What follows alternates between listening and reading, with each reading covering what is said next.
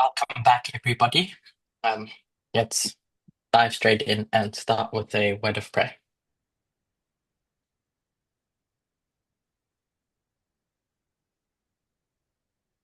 Dear God, thank you that we have the opportunity to have a short break. I pray that that break may have benefited both myself and everyone else. And I thank you that we can continue in our journey together. I praise you for all these gracious gifts that you give to us. In Jesus' name I pray. Amen.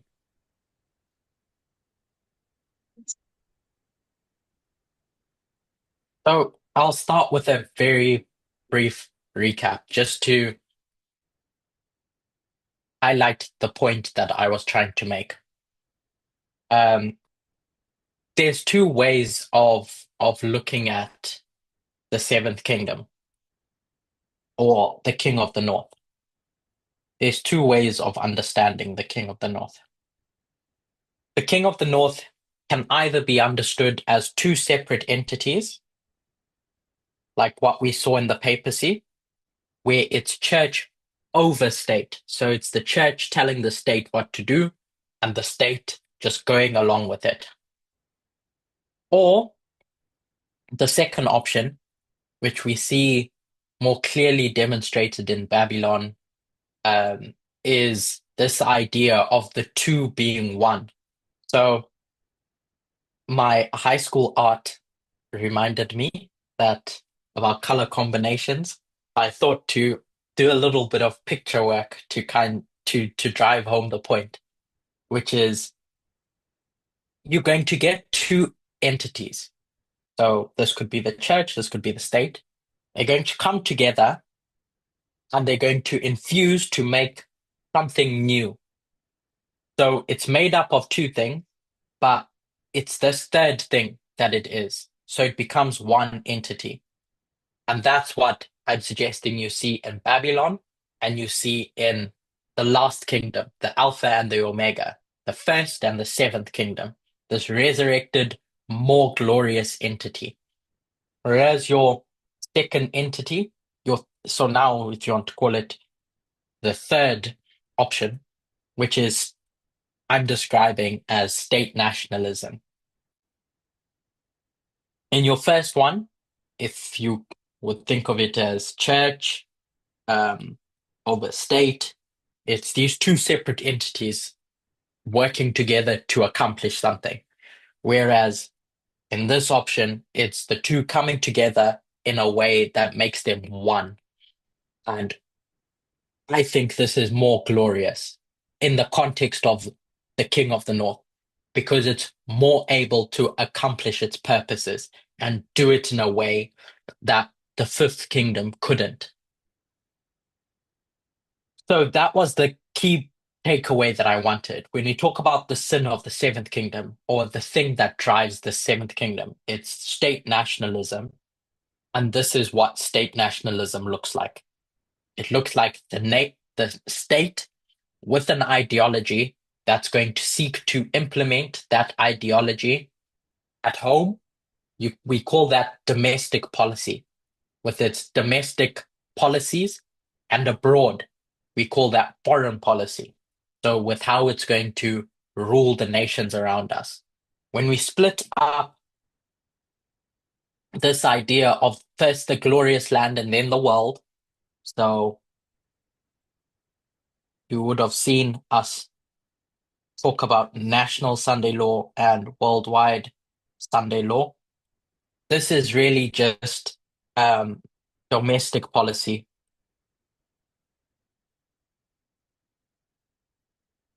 and this is foreign policy.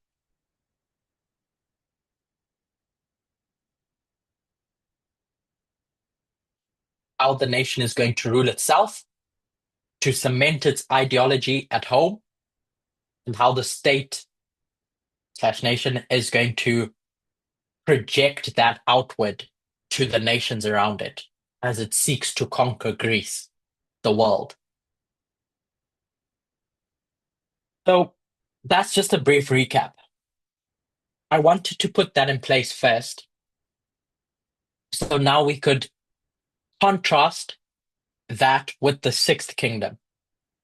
So in Revelation 17, going back to Revelation 17, in verse 8, we learnt about the beast that was,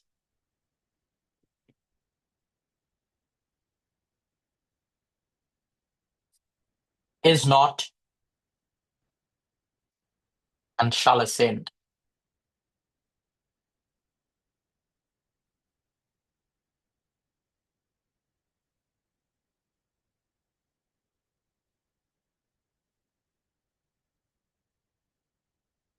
But in the same chapter, there's other imagery that we're given, other symbols, which is the heads. There's seven heads that are going to be described. And so in verse 10, if you can go with me there, we're going to learn about these heads. Now, this is tricky because these heads are on the beast, but these heads are not the beast. So they're on the beast, but they are not the beast. They're heads. So when we get to verse 10, and it talks about seven kings, well, really verse 9, because the seven heads are seven mountains, and those mountains are kingdoms. The king represents a kingdom. So in verse 10, when it says there's seven kings, John is going to get it explained to him that five are fallen.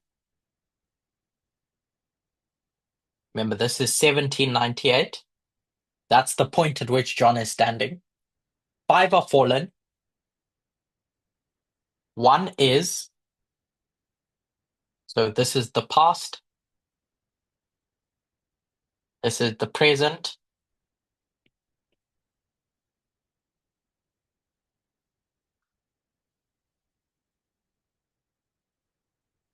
sorry, and this is the future.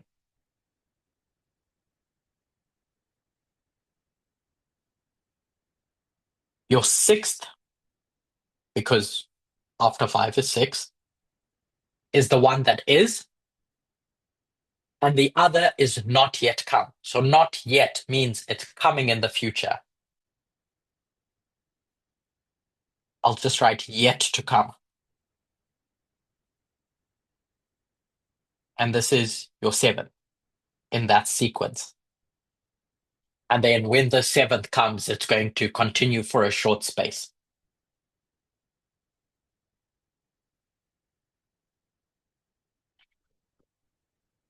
So this dilemma that we have is that while this beast is not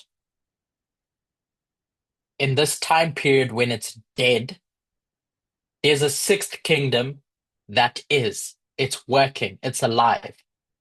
So we need to be able to distinguish between this sixth kingdom and the beast, despite the fact that this head is on the beast. If the two were the same, that this kingdom, the sixth head, is the beast, if this was the case, then when the beast dies, the sixth would have to be dead as well. And then, yeah, we would say not as well. But by the mere fact that we're told that this one is, that it is alive, we can conclude that the sixth is not the beast, is not this persecuting power, is not this, doesn't have this persecuting spirit. So when we consider the sixth kingdom, the kingdom that's rising up in 1798, who do we associate that kingdom with? Perhaps this one can be a bit more um, dialogue. Does anyone want to feedback just as we can go through it together? 1798, we have a kingdom rising up. Who do we associate that kingdom with?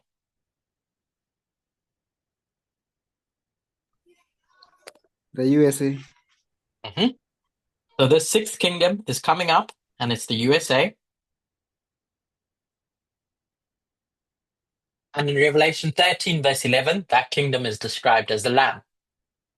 This Lamb is not the beast. They're two separate entities. Even though the head is on the beast. The key thing is that this kingdom isn't the beast, even though the head is on the beast. So we need to figure out what it means for those heads to be on the beast, but not be the beast. In ancient Israel, there was this, I'm not going to call it state nationalism, because it wasn't exactly, but there was this union, like what we've described about state nationalism, between church and state, in a way where it was pretty much like Babylon, where the state and the religious authority were one. They were inseparable. You had the judges who were both the political branch as well as the moral branch, the religious authority of the nation. And then you see that with the king and the kings that are set up and the priesthood and etc. There, the nation of Israel was just this combination of religion and state mixed as one. You couldn't separate the two. The two were so infused that you can't have them as two separate things. In fact, God just joins that for their own good. But in the time period of the Old Testament, you have the two together as one entity. And so we refer to Israel, Judah more specifically, once they get divided, as the glorious land. And this glorious land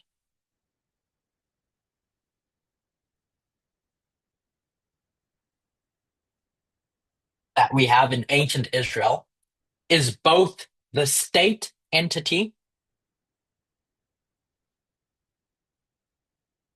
and the religion that makes up Israel, or the ideology.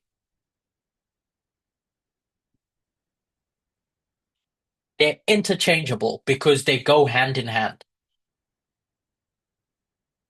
By the time you get to 1798, and now church and state are going to separate with regards to the papacy, the Pope is going to be taken into captivity with the deadly wound and etc. This union of church and state is going to collapse.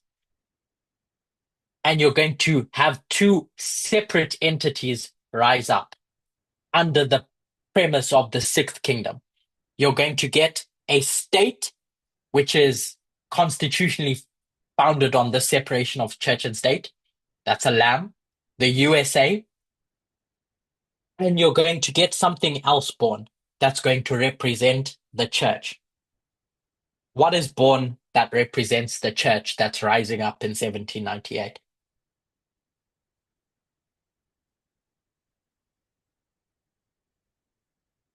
In the glorious land, they were as one, but now they're going to be separated for their own good. But in 1798, there's two things that we mark as rising up in 1798. The USA and what else? Adventism. We can draw Adventism right back to the birth of the Millerite movement with William Miller. So post 1798 with the Millerites and fully established in 1863, we have the remnant establishing itself. So this beast is going to come up out of the earth, Revelation 13. But at the same time, in Revelation 12, we're told that this church is going to flee into the wilderness. And the dragon is going to pursue it, and etc. And then it's going to find refuge in the USA, essentially. So the collapse of this papal church-state union is going to lead to the emergence of two distinct prophetic entities. The state that represents God's civil ideals and a church that reflects God's spiritual truth that's going to have the ideology that God wants for their people, for the church, for the truth. Thus, when we look at this lamb-like beast, we have to think of it in a dual sense. It's the sixth kingdom, and it's rising up out of the earth, this new unpopulated area, that's going to be a refuge for the church, for God's people, much like ancient Israel was meant to be. This lamb-like beast is Christ-like in origin, much like ancient Israel's calling. So when we think about this sixth kingdom, we can think of it as reflecting the glorious land in its state expression. So we have sixth kingdom, USA is equal to sixth kingdom.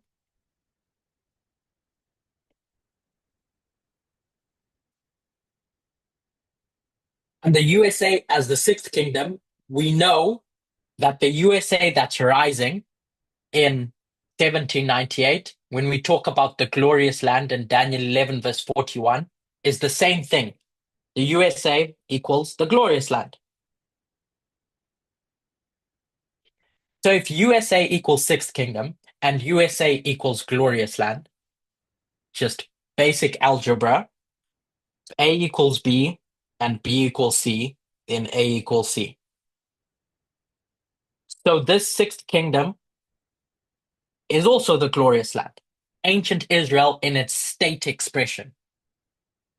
The reason why this becomes important for me in seeing this link is because we can look at ancient Israel to understand it as a type for understanding the sin of the sixth kingdom as the antitype.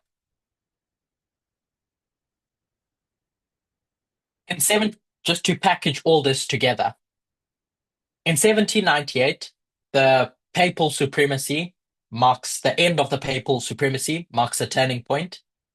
And out of this turning point, you have two new entities arise. You have the USA, which is representing your lamb-like state with Christ-like civil principles. And you have Adventism, representing the remnant church, which has the spiritual truth. These two are typologically the glorious land reborn. When we speak about it in verse 41, we're talking about the state nation bit. And that's what makes Acts 27 so powerful, because you can compare and contrast Adventism with the sixth kingdom because they serve different functions of the same thing, just two different versions of it. They're both the glorious land, but when we speak about it in a specific context, it has to be understood in that context.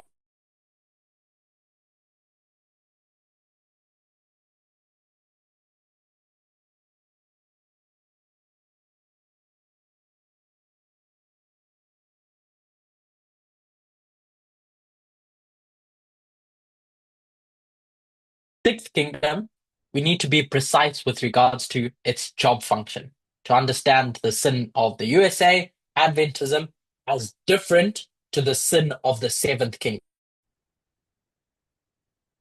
In Acts 27, that's a story about the sixth kingdom, about the protector or defender of the people, specifically when we talk about the ship of Alexandria.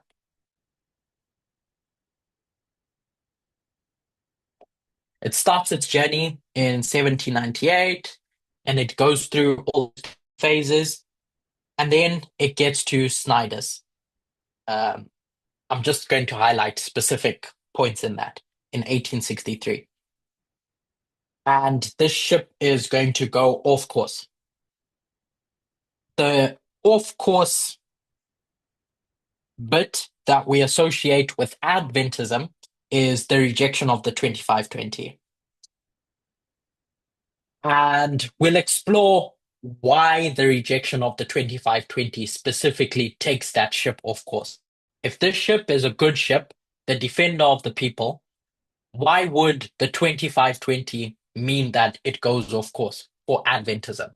And we can compare and contrast that with the sixth kingdom because they share the same properties. It's just now in two different versions or faces of what they're protecting. Adventism protecting the spiritual truths, and the state protecting the civil aspects of the kingdom that God is trying to raise up. So, to understand this, I'd like to compare and contrast Ellen White's commentary about the lamb like beast and ancient Israel. We'll come back to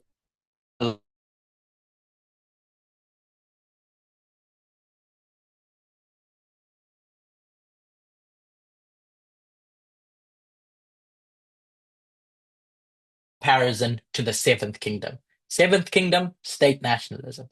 Sixth kingdom, what is its sin? Because in isolating the sins of the two, we can see how later down the road, the judgment for the two is different. So this beast is going to rise up out of the earth in Revelation 13, verse 11, with two lamb-like horns.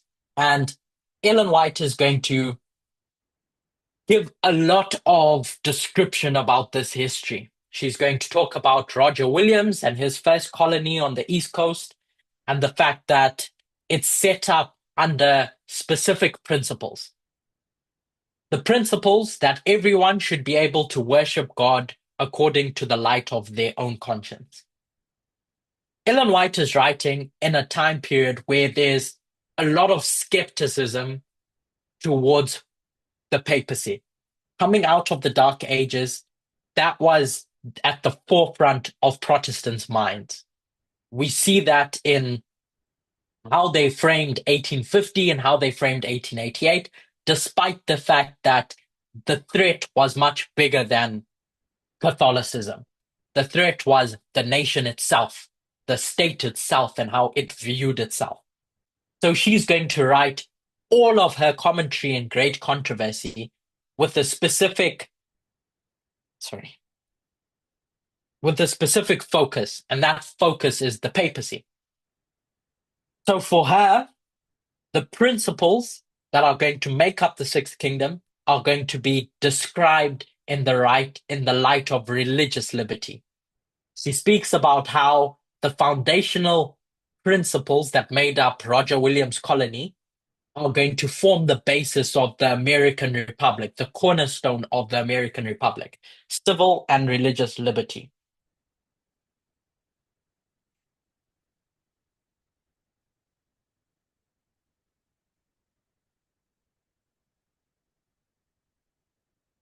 I'm reading from Great Controversy, page 290, around there. I'm not reading from it, I'm paraphrasing. And in Great Controversy, she's going to speak about two documents.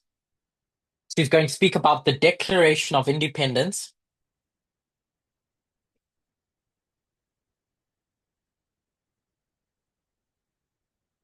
and she's going to speak about the Constitution. These documents served different purposes, connected but different purposes. The Declaration of Independence essentially housed the principles that the Sixth Kingdom was going to enshrine, that the Sixth Kingdom was going to live by. Those principles of essentially human rights, that every human has the right to life, liberty, and the pursuit of property, to get stuff, to the pursuit of happiness. There's this understanding that our happiness is tied to the accumulation of stuff. Now, these principles in the Declaration of Independence, when Thomas Jefferson writes it, were just principles. They weren't enforceable. It's not a legally binding document. When they declare independence from Britain, it's Thomas Jefferson and everyone else who had a part in the Declaration of Independence saying, we are no longer going to be tied to you because there are certain principles that we believe we should live by. And these principles are fundamentally in in tension with how you've run your kingdom in the old world. But here's our principles. Now, if we have these principles in the Declaration of Independence, it's not legally binding. So, what did they need to do?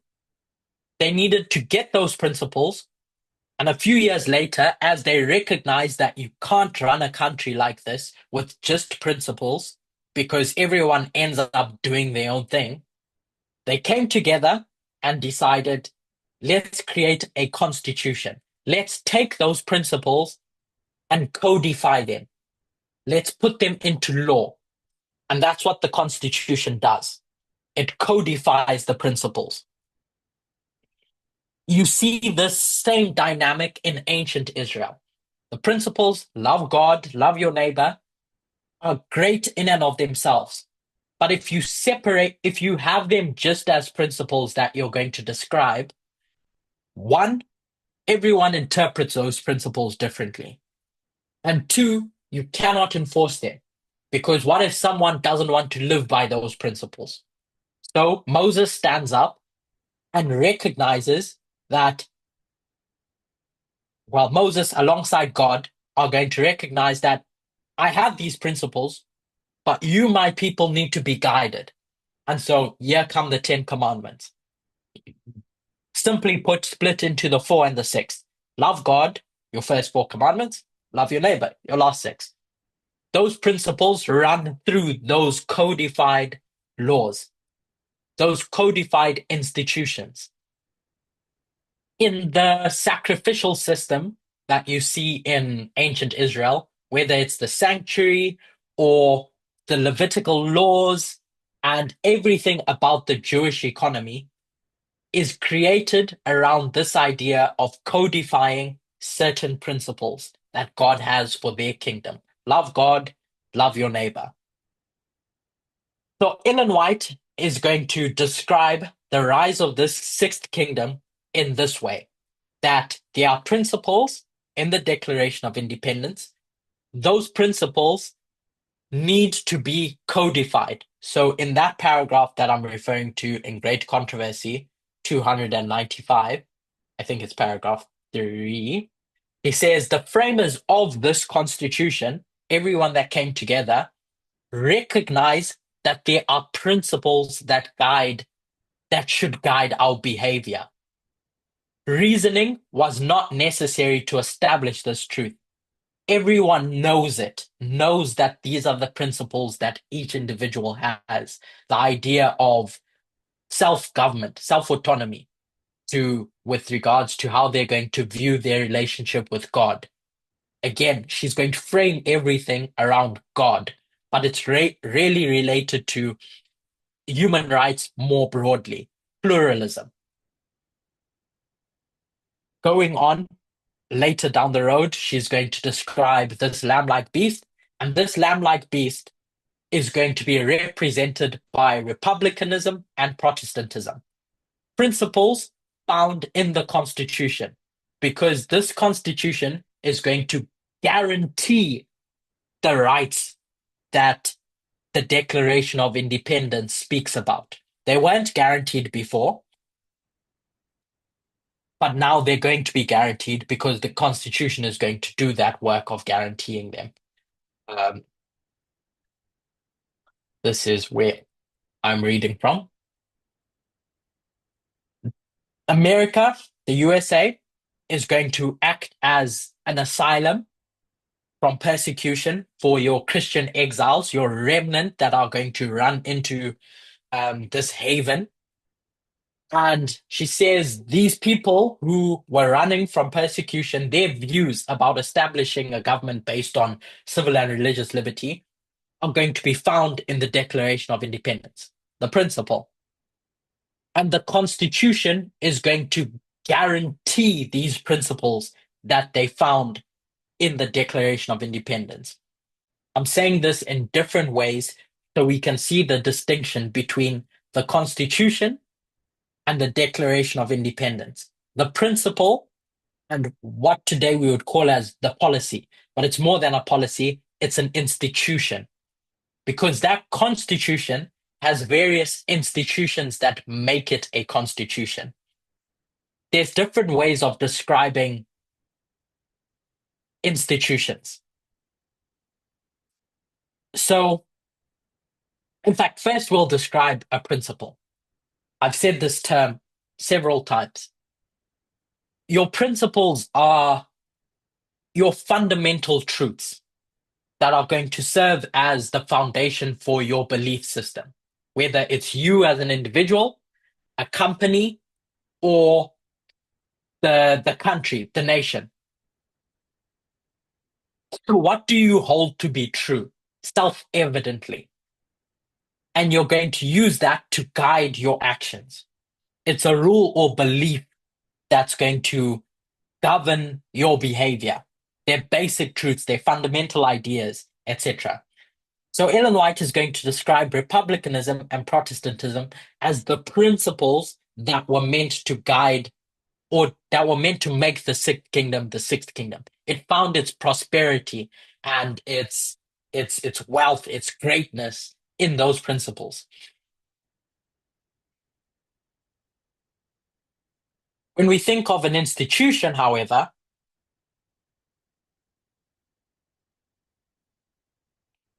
there's different ways of describing institutions.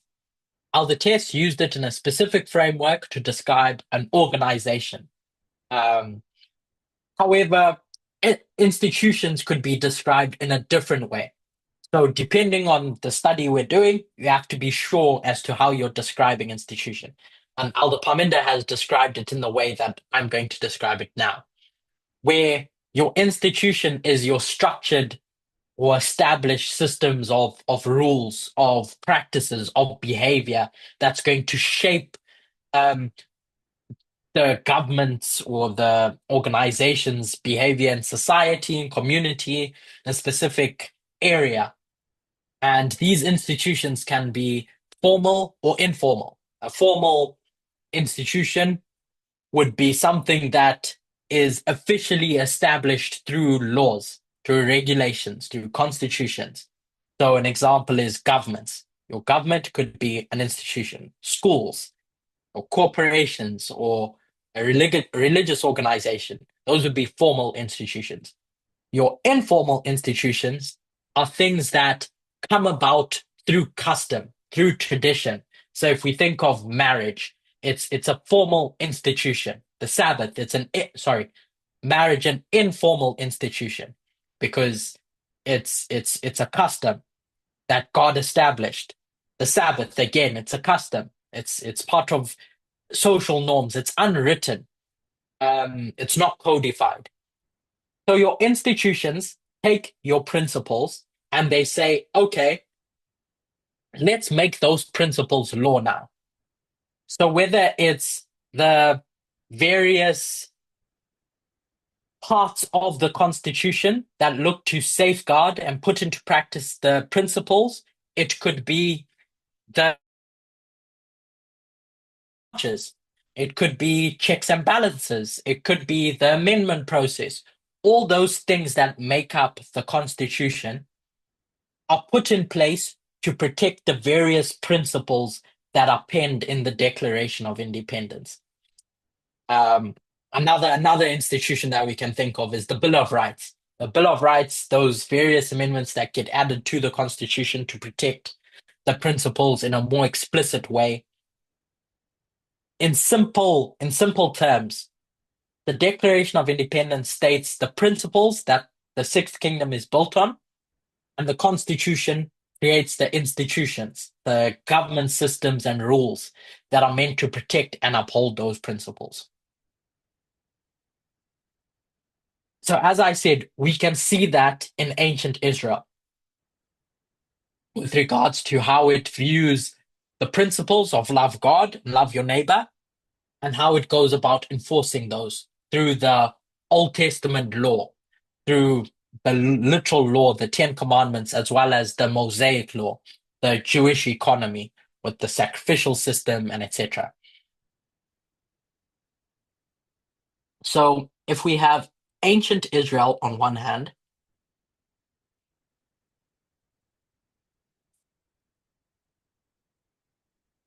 and we had the sixth kingdom on the other,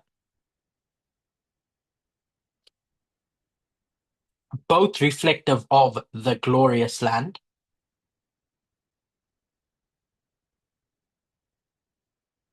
We can see how we can look to ancient Israel to find out what their sin was, to see what the sin of the sixth kingdom is.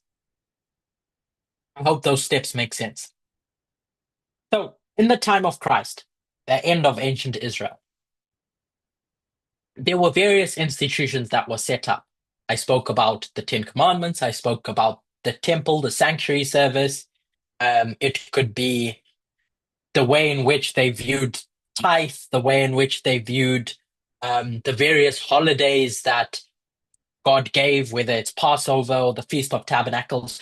All those various things were institutions given to Israel for their benefit, to protect the principles that God wanted them to give to the wider world. Love me, God, and love your neighbor. Protect human rights. These institutions were meant to do that thing. But Jesus comes along after John has pulled out the Pharisees and done his work, and Jesus describes Israel as corrupt.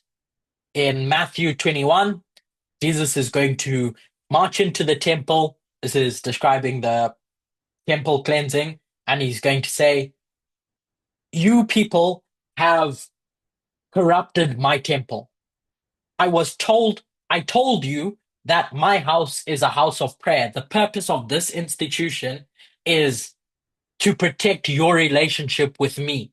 That's what a house of prayer is. It's your communication with me in this relationship. That's what my house is. So this institution was meant to protect this principle." Just breaking that down. My house, the sanctuary, is the institution that I gave you. And the purpose of this house was a house of prayer.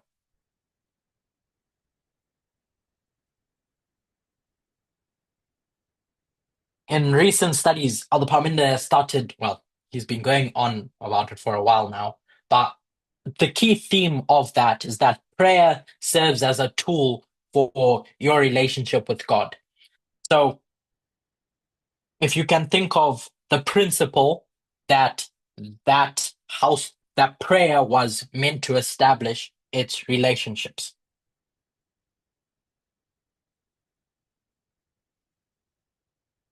So that's the principle that God wanted the institution to be used for. Remember me, I'm your God. This is where you come to do that thing, to maintain that principle. And Jesus says, this is what it was created for, but instead you've turned that institution into a den of thieves. So this institution has become corrupt. Now it's no longer serving its original purpose, which was yours and my relationship. And instead, it's now serving a different purpose. Now it's a den of thieves, i.e., it's serving a principle of selfishness because you are using this institution to line your pockets, essentially. So the temple, meant to be this place of true worship, is turned into a marketplace, essentially exploitation. It's turned into an exploitative system. In Matthew chapter 15, throughout that whole commentary between Jesus and the Pharisees, I won't read it, but essentially Jesus is talking to the Pharisees and he's rebuking them. And his rebuke is directed towards the fact that they've taken God's commandments, the institutions that God gave them, and replaced them with human traditions. It's like allowing people to avoid supporting their parents under the guise of religious devotion. So they've looked at these commandments that God gave with a specific intention to protect certain principles and said, you've replaced my institution that I've given you with a substitute institution created in your eyes. And when you do that, the principle that I wanted to achieve in cultivating in you is now lost because now it's going to serve your own interests. So this abuse of institution leads to worship of another set of principles. In Desire of Ages, um, page 84, I think it's chapter 1 or 2, around there, Ellen White is going to describe the state of Israel by the time you get to Jesus and John's birth. Jesus is going to look at all the traditions and rites that God gave them and see that they've got to a point where they possess no virtue. That this service that they're doing has now just become a round of ceremonies. So the principles have been lost sight of. My point, just to encapsulate all that, is that these institutions have been hijacked. The Jewish economy, the sanctuary, the house of prayer, the commandments, everything has been hijacked and they've been abused. God gave them to Israel, to ancient Israel, with a specific purpose to protect the people, to protect human rights, and to protect and keep in the remembrance of people their relationship with God. When we consider the line of Christ, or the line of the end of ancient Israel, to be more specific, we have 4 BC,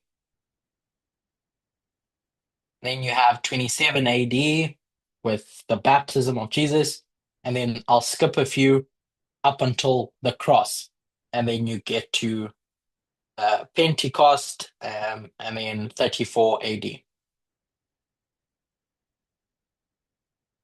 My focus is on the cross because it's at the cross where you see something fundamentally change between what Paul calls the old covenant, i.e., the institutions that God put in place to point to certain principles. Those are going to be, I'll say it loosely, done away with. The cross is the point in time when the ceremonial law, i.e., those institutions, are replaced. They need to be replaced because they're no longer serving the purpose that God wanted for them. And then by the time you get to 34 AD, the Jewish church as a whole is passed by because they've lost sight of what the original intent was for the institutions. So when we consider Acts 27 and we consider modern Israel, let's go back to the ship of Alexandria. It's the defender of God's people. That's what its job function is. And I said that in 1863, that ship goes off course because it has rejected the 2520.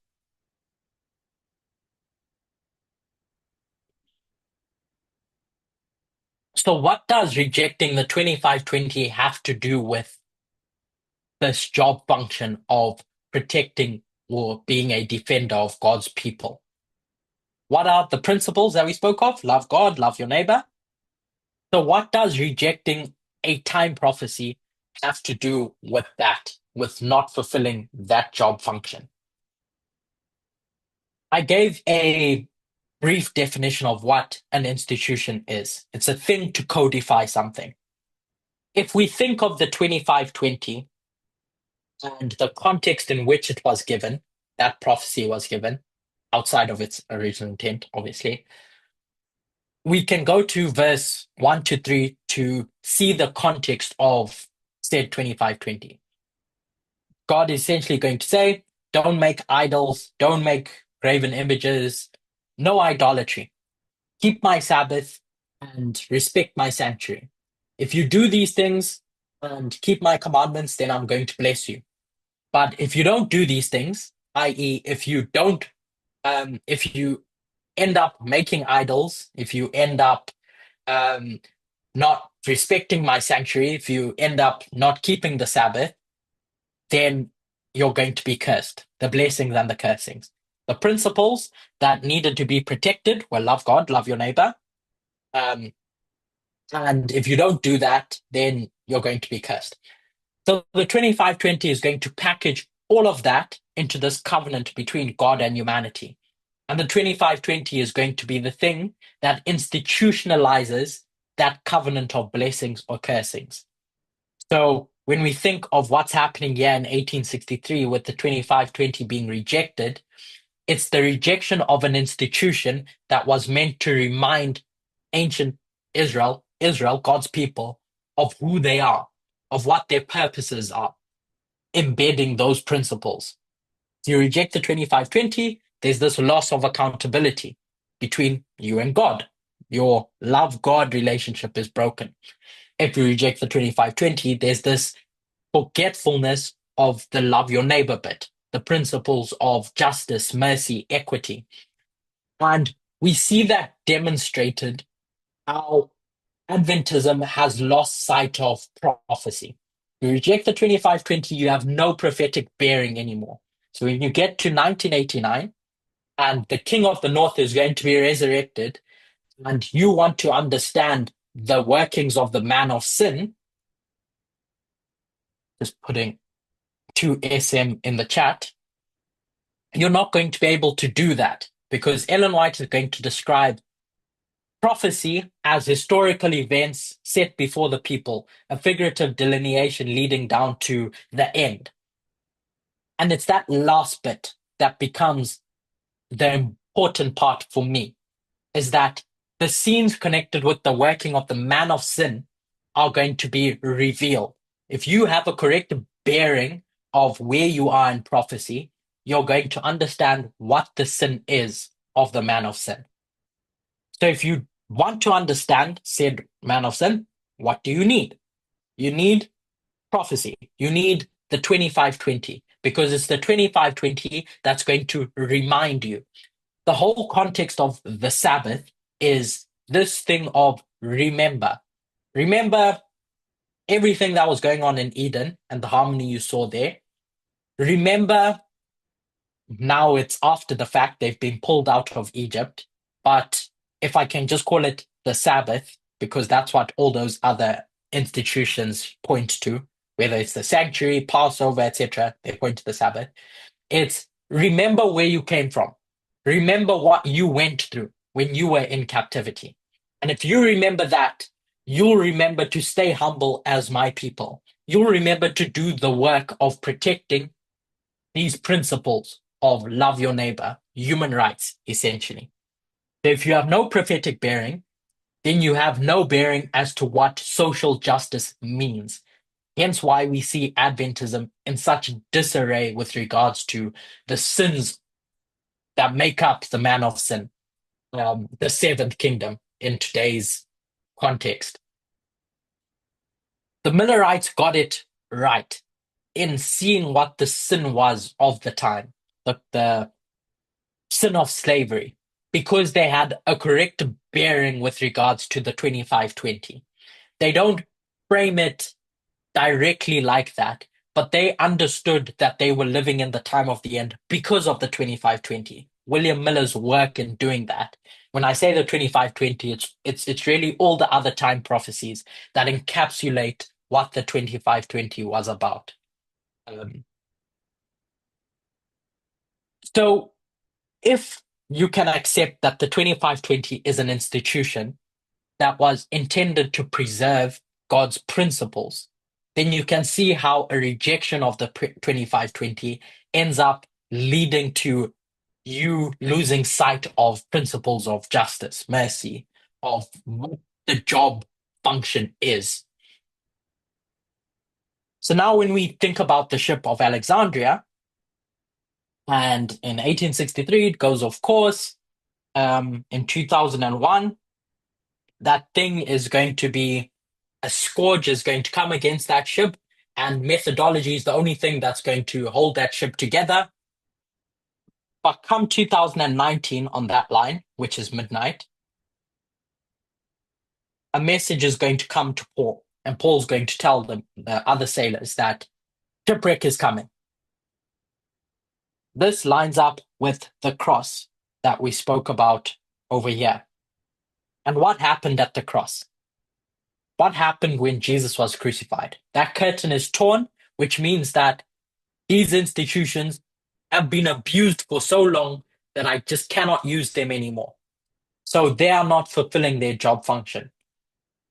So by the time you get to 2019 and the political events that are going on in 2019, that curtain is torn. That covenant has been broken to the point where shipwreck is now coming. 34 AD is, I'm going to say, inevitable because you, the sixth kingdom, have stopped doing your job. You've forgotten what you were raised up to do. So I'm suggesting that Adventism's institutions, because we're comparing and contrasting the sixth kingdom with Adventism's institutions have been seen to be no longer fit for purpose.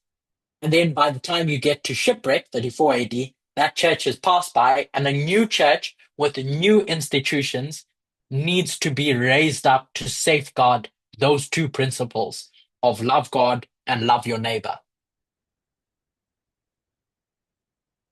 Some of the institutions that we can think of that were meant to be the the pillars of Adventism to ensure that they remain on course in doing God's work are one we've spoken about, the 2520, so prophecy. We've the two that Ellen White says directly, marriage and the Sabbath.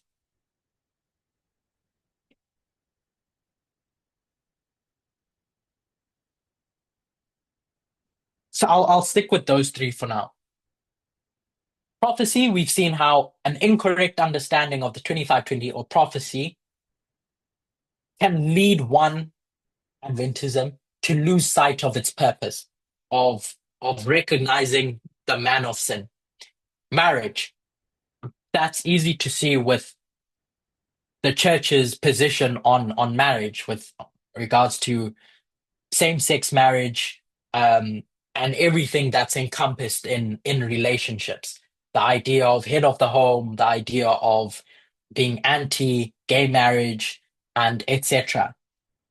Because of not remembering who they were and not remembering the times in which Adventism were living in, there's this lack of recognition of where God wanted to take their people, us, in seeing how this was meant to be a progressive truth, where Adventism could stand up, get the message, and grow and see that actually this thing that God gave us, marriage, is a blessing in seeing equality in marriage, in seeing the recognition of same-sex marriage, and etc. And the Sabbath, about 2 months ago, Elder Terry did a study on the Sabbath and how it's a memorial of creation. It's a memorial of equality. Equality not just between Adam and Eve, but really it's harmony with regards to humanity and God, because that's what all parables are. Parables are things that point to your relationship with God. So this harmony that existed in Eden in the context which the Sabbath was given was a thing to say, remember that. Remember the harmony that you humans once had, that the environment had with each other, that you had with the environment, that you had with God. That's what equality is, harmony. Now, if you forget that, then you end up breaking the principles that the Sabbath was meant to remind us of. And so, this incorrect understanding of the Sabbath that Adventism has, I'll say, developed has led to the abuse of these principles, i.e., the neglect of them in seeing how they were meant to develop and pointing us to those two fundamental principles, love God and love your neighbor. There's various other institutions that we could list out that Adventism was meant to protect and use for the betterment of the two principles that we've discussed, whether it's truth and doctrine, with how the church has handled opposing views with regards to the truth. Um, Ordination, you could think of some in your own time. Those are just some. But there's various institutions of Adventism that, just like ancient Israel, have become corrupted and unfit for purpose. Hence why God has to raise up this movement to put these institutions in their correct place so they can point us to those true principles that God wants to teach and cultivate in us. So now thinking about the sixth kingdom and the sin of the sixth kingdom. If we can think of it in that context, with regards to the interplay between institutions and principles, then we can get to the core issue that has meant that the sixth kingdom has failed, that it gets shipwrecked at the Sunday law. The sin that we point to in Adventism is not that in Adventism there are people who do not pay tithe, there's individual bad people who are not nice. It's a story about institutions and principles. The reverse of that is when we think about what makes us a success, what makes this movement a movement of success, the thing that makes this movement a movement of success are the various institutions that the movement has created from 1989. Methodology is an institution. In understanding correct methodology, that's an institution that's been put in its rightful place. The institutions surrounding how we view marriage as a movement, the institutions regarding ordination, prophecy, um, the Sabbath, and the fact that the Sabbath is really a pointer to equality, how we deal with um, disputes in the movement, doctrinal and moral. Those are the various institutions that I think make this movement a success. It's that they've been put in their rightful place. And this is a study for another day, but come the Sunday law, that's the point in which we should recognize that all the institutions that make this movement a movement of success, or should make it a movement of success, have been put in their rightful place. Because without those institutions in their rightful place, the movement cannot do its job function.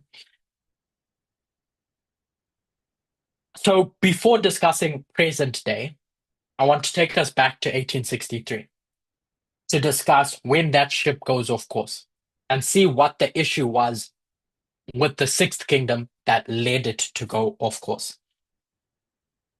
We have everything related to In God We Trust, um, this coming together of church and state and etc. But more broadly, in the Civil War, there were two things taking place with the North and the South.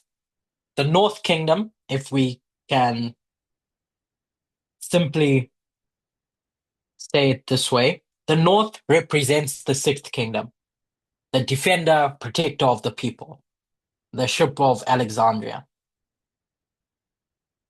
The South, the seventh kingdom, the resurrected beast, the king of the North in that history.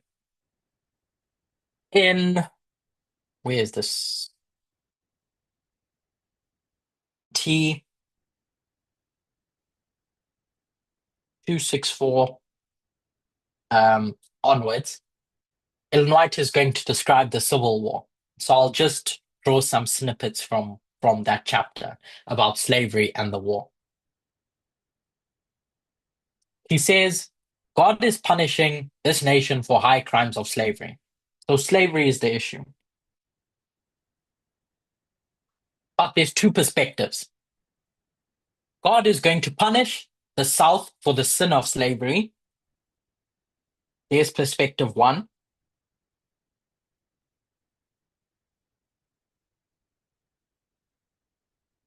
And the North for essentially not doing enough to stop the sin of slavery. So not using the institutions that it has to kill off this sin. Loosely, we can call it compromise. I think it's more complicated than just saying compromise, but we'll just call it compromise for now. And in that chapter, she's going to point out that God is going to scourge the north because they've not done enough to fight against slavery, and they've strength in not doing enough. They've created an environment where the South feels that they can do what they want to perpetuate this sin. So their lack of action is the thing that has created the environment for the South to take advantage of the situation, essentially. And she goes on in that chapter describing this in various ways back and forth. How at times during the Civil War, where the North really could have won, God wanted to punish the North, and so the South win in an event that really the North should have won, and etc. But the key takeaway from that chapter is the North created an environment by failing to do something where the South could take advantage of that environment and perpetuate the sin of slavery. So we get to 1863, and Abraham Lincoln is going to be forced to sign the Emancipation Proclamation. When I say forced, I mean it's God twisting Abraham Lincoln's arm through the Civil War to do that. Abraham Lincoln, or the North, shouldn't have had to have the Civil War to sign the Emancipation Proclamation. That should have just have been a natural outgrowth of the Sixth Kingdom's journey from 1798. Um, and Ellen White describes it in that way, not in those words, but she's going to show that God really had to force the situation. God had to twist the arm of the North to be able to do that. So, in thinking of the ship going off course in 1863, I know it's Abraham Lincoln passing the Emancipation Proclamation, and that's a good thing. But the reasons or the things that brought the North to do that, I'm suggesting, are that are because it forgot. It forgot who they were. The 2520 is ultimately about remembering who you are, your identity as a covenant people, your identity in 1798, where you created this covenant with the Constitution in the years prior to protect the people, to learn from everything that you've been through and remember who you are.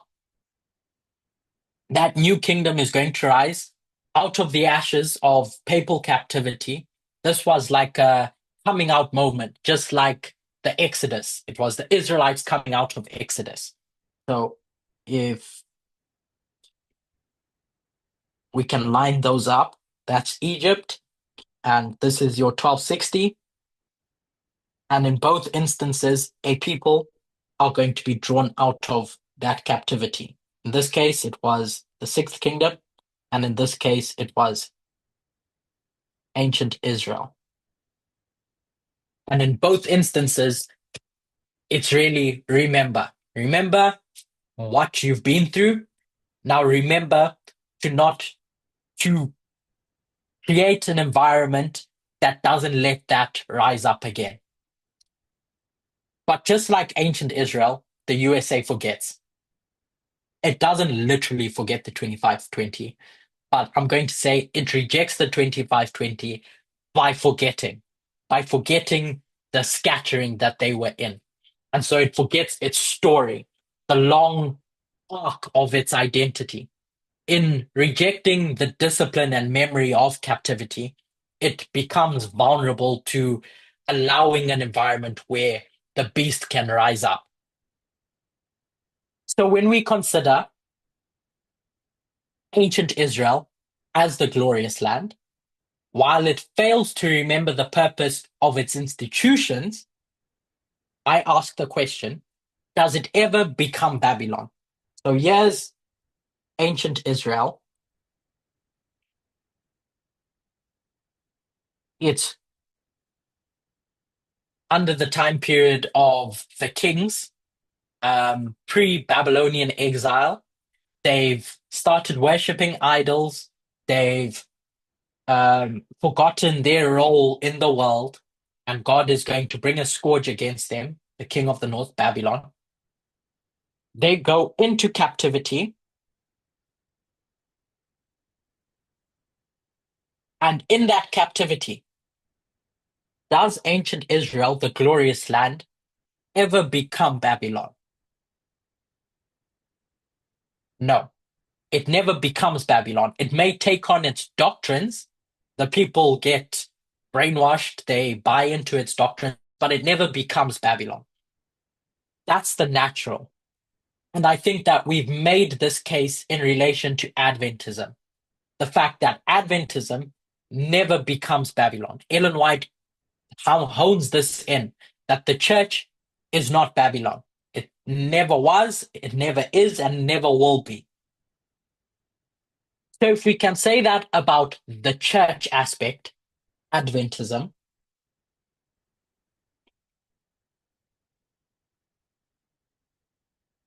and we see Adventism as a reflection or something we can compare and contrast with the sixth kingdom,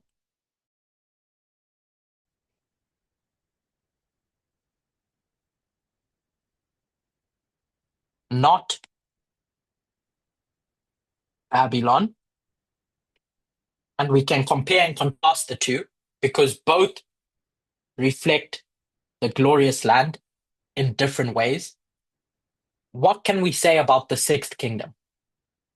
Going back to our discussion at the beginning about Revelation 17, the was, is not, will be, and the king, the five fallen, is and shall ascend, and etc.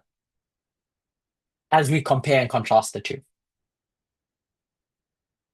That the sixth kingdom never was, is not, and never will be Babylon. Babylon being the king of the north.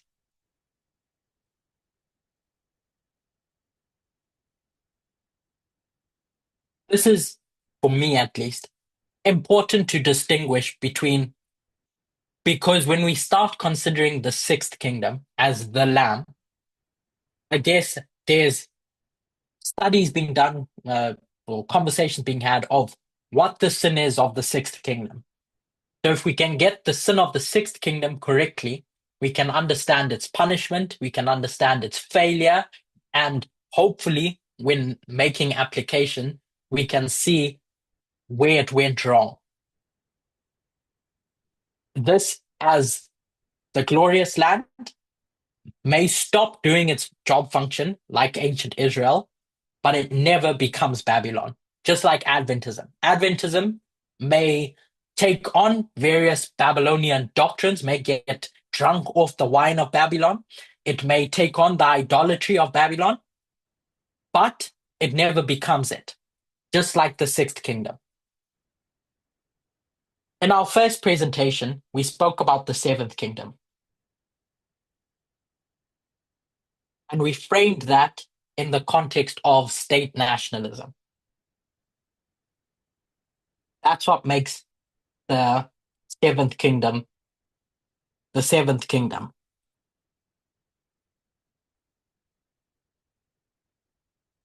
So, based on this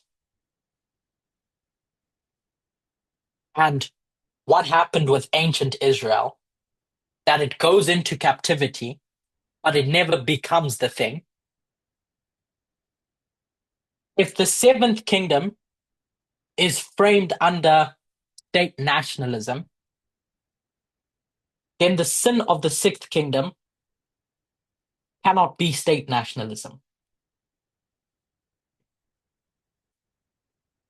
It cannot be that it is like Babylon. It cannot be a Babylonian system of rule, which is state nationalism. I framed the sin of ancient Israel as, I'm going to call it covenant amnesia, forgetting. They had a covenant, that covenant being the various institutions, and that covenant was to protect the principles, human rights. And they forgot. That's the sin of the sixth kingdom, where Babylon exalts itself and imposes a tyrannical way of government. The sixth kingdom isn't guilty of conquest or corruption in its origin in who it is. What it's guilty of is forgetting its divine purpose, which was to be a land of refuge and liberty. Unlike the king of the north, which is driven by conquest and false worship, the sixth kingdom's transgression is neglect rather than rebellion. It's a failure to live up to its covenant calling. It's not guilty of becoming Babylon, but of failing to prevent Babylon's rise by abandoning what it was meant to do as the glorious land.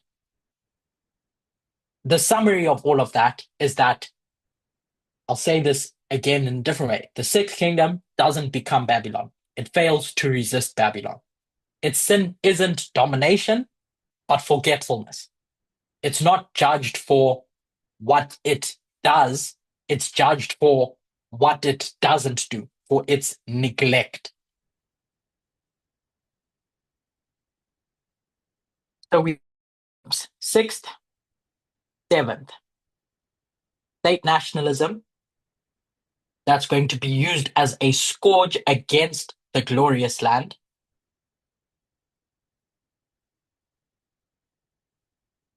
And your sixth kingdom essentially forgets.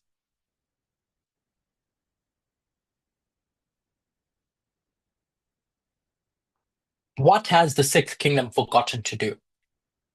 Over time, there's been an understanding in the USA. Alderteri will phrase it as two visions for what the USA should be and should do. In one aspect, the USA was meant to be seen as a progressive state. So essentially, grow as you learn more about your job function.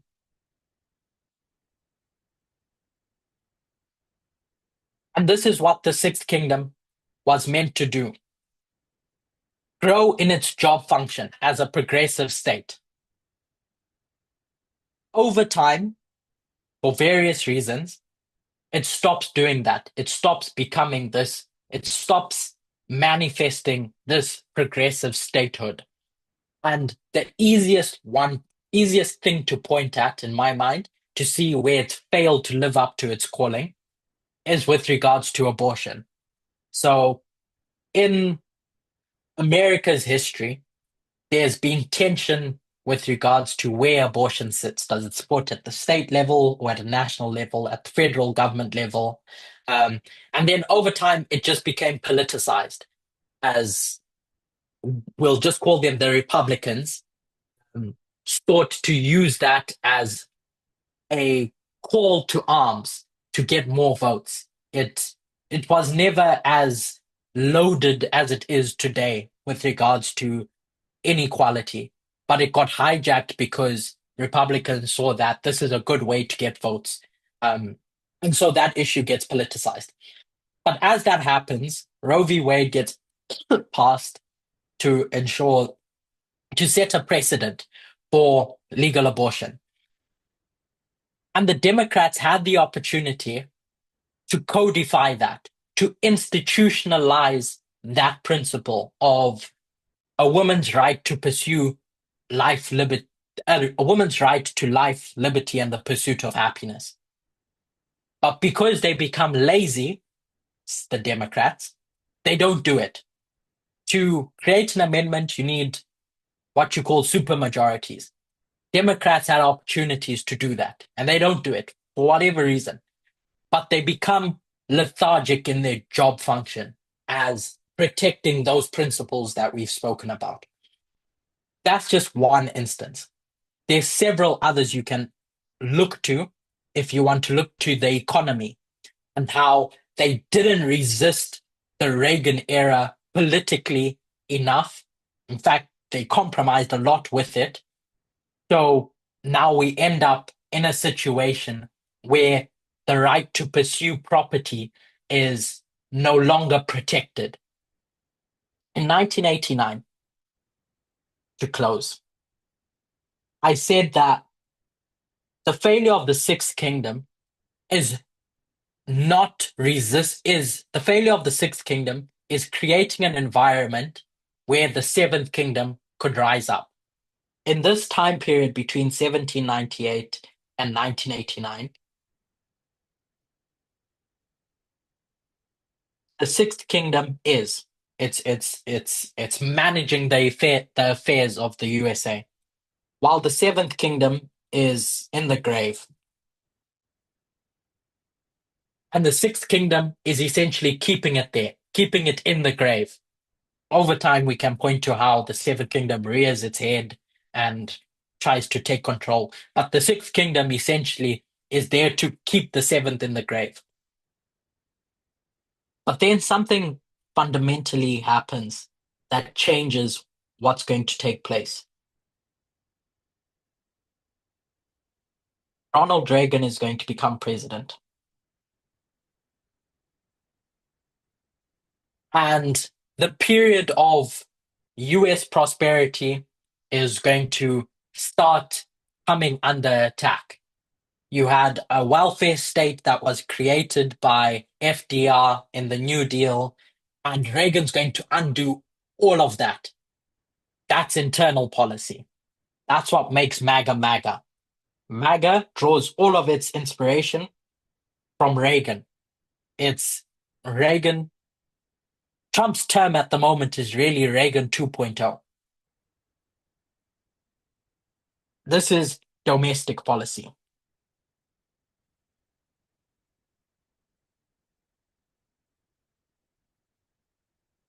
And then George Bush is going to stand up. He's going to win election. And when the Berlin Wall falls down, the new world order that he's going to describe is really this MAGA abroad. It's the USA as the sole superpower with the rest of the world. So these two elements, this culture or this environment, let me say this environment that's created around the time of the end is what gives birth to the Seventh Kingdom. And through its course of from 1989 to the Sunday Law, the Sixth Kingdom is not going to resist the Seventh Kingdom in the strong fashion that it needs to. It's a civil war that we can point to from 2001 where there's push and pull, but it doesn't fight strong enough. God raises up the Seventh Kingdom to say, you Sixth Kingdom, you should have done more politically, but you didn't. So to summarize what we've gone through in the second half,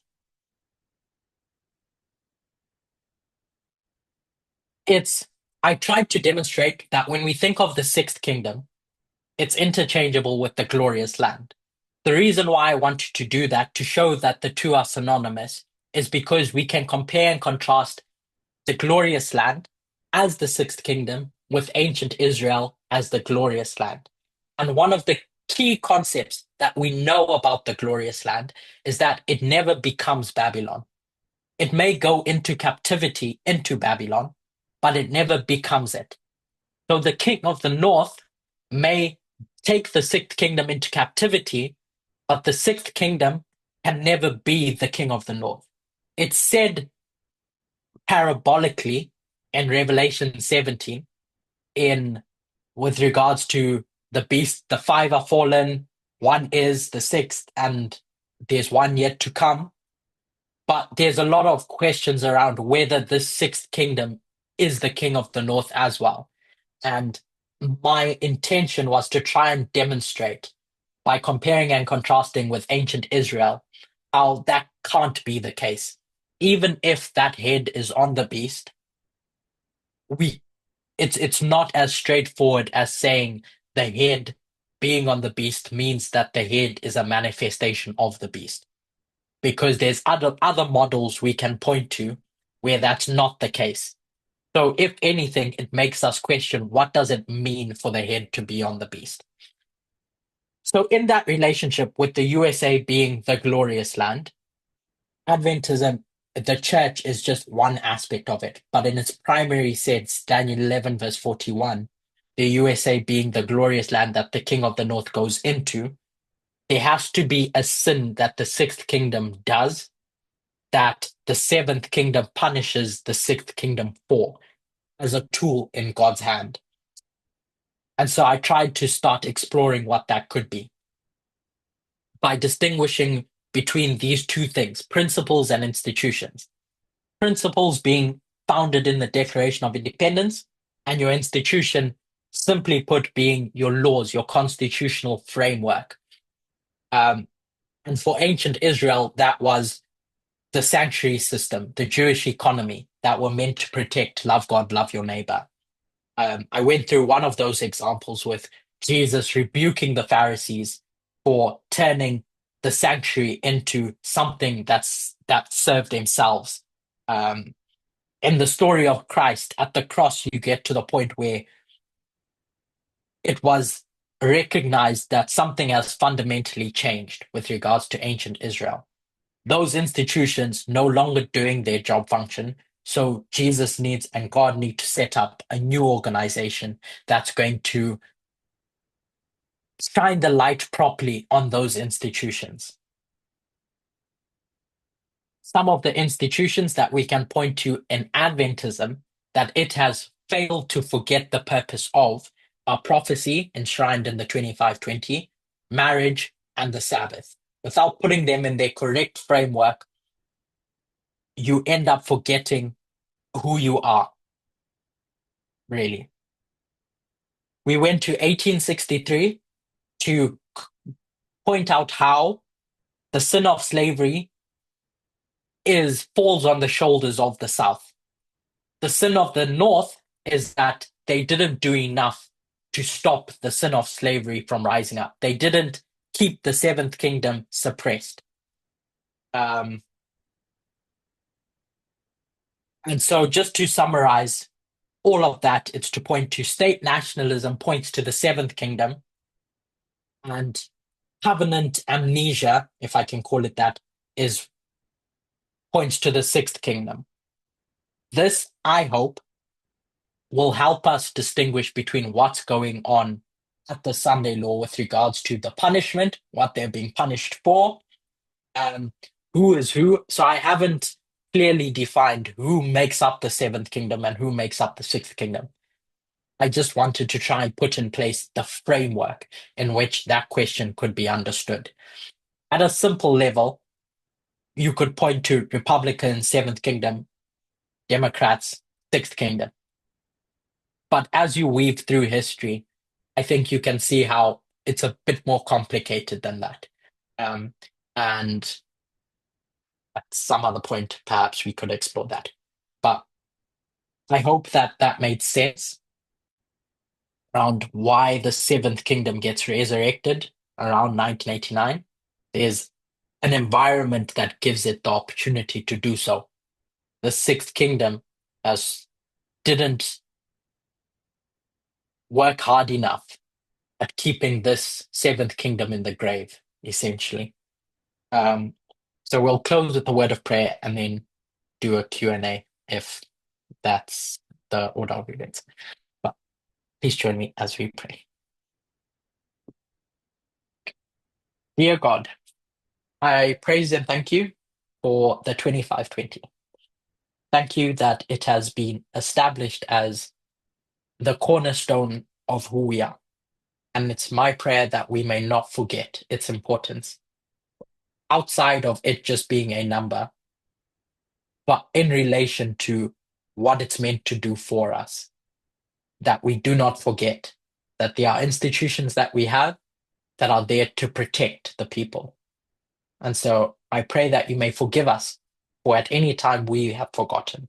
And I pray that we may do the work that you have called us to do as a movement in building up those institutions again so they can point to what you want us to learn in its rightful place. I pray all these things and ask for your blessings this Sabbath. In Jesus' name, amen.